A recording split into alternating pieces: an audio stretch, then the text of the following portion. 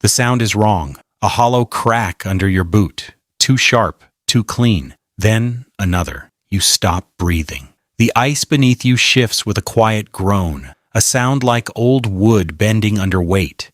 The frozen lake stretches white in every direction, silent and endless, but the surface under your feet no longer feels solid. It feels thin. Your heart begins to hammer. You take one careful step backward.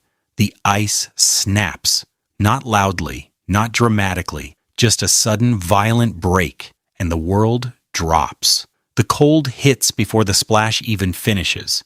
It slams into your chest like a fist, knocking the air from your lungs as black water closes over your head. The shock is instant, absolute, something your body has no language for. Your arms jerk, your legs kick. You try to breathe and swallow nothing but freezing water. Up, you need up. But the lake has already taken the sky. For one terrifying second, you have no idea where the surface is. Your chest tightens.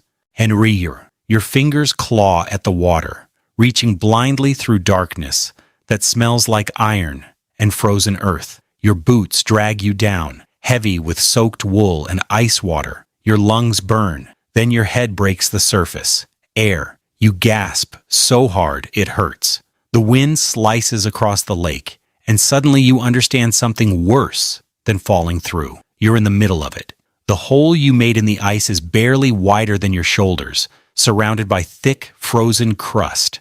Water laps against your chin. Your gloves are already stiff. The cold is moving through your body like electricity. And somewhere deep inside your chest, a quiet thought rises. You have minutes. Winter. Interior Alaska. 40 miles from the nearest road. You're 27 years old, and this was supposed to be a simple afternoon. You had left the truck parked beside the narrow logging trail just after noon, the engine ticking as it cooled in the quiet cold. The sky was pale and wide, and the kind of endless blue that only exists this far north. Your brother had laughed when you told him you were going out on the lake. "Check the ice first," he'd said. You had waved him off. You grew up here. You know the difference between good ice and bad ice. The lake had been frozen for months. People drive snowmobiles across it every winter. Besides, you needed the quiet. Work had been heavy lately. Long days hauling timber. Long nights trying to sleep in a house that felt too empty since the divorce last spring. The lake was the one place that still felt steady. A place where the noise of everything else fell away. So you grabbed your fishing gear, walked out across the white, and now you're in the water. Your fingers slam against the edge of the ice. It doesn't break. That's good. Your chest heaves as you try to pull yourself upward, but the surface crumbles under your weight, shards snapping away like glass. You slip back down, water closing around your shoulders again. The cold is already inside you. Not just outside, not just skin deep. It's in your muscles, your lungs, your bones. You feel your body trying to panic, trying to thrash and climb and fight all at once. You force yourself still. You remember something you heard once.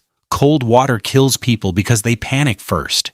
You press your arms flat against the ice. Spread your weight. Kick slowly. Your chest slides forward. The ice groans. What for a moment it holds, then cracks again. You drop back into the water with a splash that feels louder than it should in a place this silent. Your teeth begin to chatter. Already, it's too fast.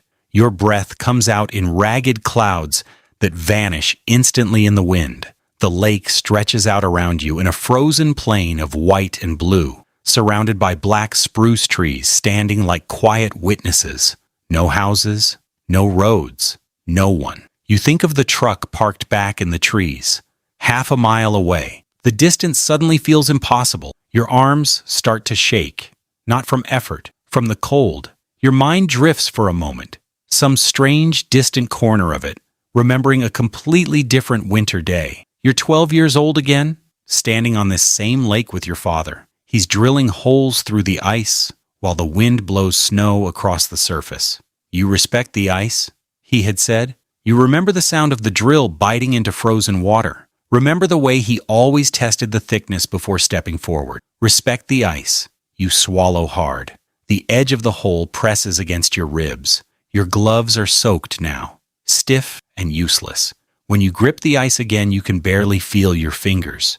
You try once more. Slow, careful. You kick behind you and push your chest forward onto the surface, spreading your arms wide. Your body slides across the ice like a seal dragging itself onto shore. For one fragile second, it works. But your stomach clears the water. Your legs are still submerged, boots pulling downward, but your weight is spread out now across the frozen sheet. You hold your breath. Don't move. The ice creaks beneath you. A long, thin fracture snakes outward across the surface. Your heart stops. The crack halts. The lake holds. You drag one knee forward, then the other. Slowly. Pain crawls through your legs as the air hits them. The wind cuts through your soaked clothes instantly, as turning water into something colder than ice. Your body trembles uncontrollably now. You roll away from the hole. Not stand. Roll. Your father taught you that too. Distribute your weight. You roll once, twice. Each movement feels clumsy and heavy, like your body belongs to someone else.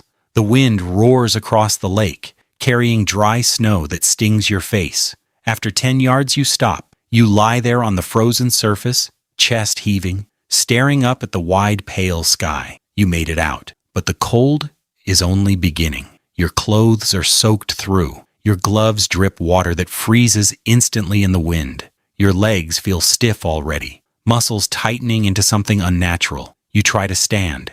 Your knees buckle. You push again and manage to rise halfway before stumbling forward. The world tilts slightly, the horizon shifting in a slow wave. The truck. That's all that matters now. You turn toward the distant tree line. It looks farther away than you remember. You start walking. Each step crunches against the frozen crust, boots heavy with water and ice. The wind howls louder out here on the open lake, tearing heat from your body faster than you thought possible. Your hands burn, not the deep numbness you expected. Actual burning. It spreads across your fingers like fire under the skin. You know what that means. Your body is trying to keep blood in your core, trying to survive. The trees crawl closer with agonizing slowness. Your breath becomes shallow, your vision narrowing at the edges. Somewhere in the back of your mind, you realize the silence is returning again. The lake has swallowed the sound of everything. Just wind, just the crunch of your boots, and your heart beating in your ears. Halfway across the ice, you stumble again. This time you don't catch yourself. You fall hard onto your side. For a moment you don't move. Your cheek presses against the frozen surface. The ice smells faintly metallic, cold and ancient. The snow beside your face sparkles in tiny, sharp crystals. You could stay here. The thought arrives quietly. Just rest for a minute. Your body feels so heavy now. Your arms refuse to obey you when you try to push yourself upright again. The cold no longer burns. It fades, replaced by something softer, a strange warmth. You think of your mother's kitchen back in Anchorage, the smell of coffee, the sound of the old radio humming quietly on the counter while snow falls outside the window. You remember the letter she wrote last Christmas. "Come visit more," she had said. "You work too much." You swallow. Your throat feels thick. You picture her opening the front door if someone came to tell her they found you out here on the lake. The thought stirs something stubborn inside your chest. You push your hands into the ice. Your arms shake violently, but they hold. You stand again. The trees are closer now. You force one foot forward, then another. Step, step, step. The forest finally swallows the wind. The sudden quiet feels unreal. The spruce branches creak softly above you, heavy with snow. Your truck sits where you left it beside the narrow trail, its dark shape half covered in frost. You almost laugh. You reach the door and fumble for the handle with numb fingers that barely bend anymore. The metal burns against your skin as you pull it open and collapse into the driver's seat. The engine groans when you turn the key. For a moment, it refuses. Then it catches. Heat blasts from the vents slowly, painfully slowly, as the truck rattles to life. You sit there shaking, not violently now, just quietly. The lake is still out there beyond the trees, flat and silent under the pale winter sky. From this distance, it looks harmless, perfect even. You close your eyes for a moment. On it, your hands still tremble, your chest still aches, but you're breathing. And somewhere far away across the frozen water, the thin broken hole in the ice has already begun to seal again under the wind and the cold. The lake forgets quickly. You won't. Because every winter from now on, when you step onto frozen water and hear the faintest crack beneath your boots, you'll remember exactly how cold that silence felt and how close it came to keeping you forever.